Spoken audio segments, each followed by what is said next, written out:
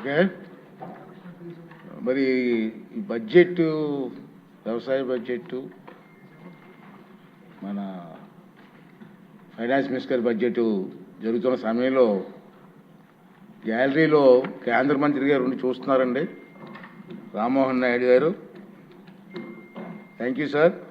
వారితో పాటు సీఎం రమేష్ గారు, ఎంపీ గారు, కేశినేని గారు, వీళ్ళందరూ ఎంపీ గారు కూడా వచ్చి ఉన్నారు.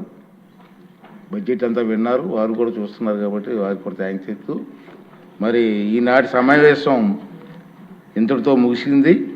తిరిగి సోమవారం అంటే మార్చి 3వ తారీఖు ఉదయం 9 గంటలకు మళ్ళీ అందరం కలుద్దాం. Thank you very much.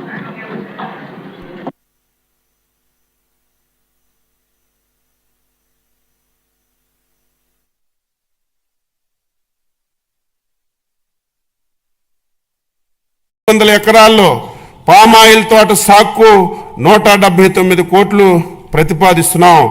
Agro forestry కింద నాణ్యమైన మొక్కలు పెంచడానికి 15.0 నేడు 2024లో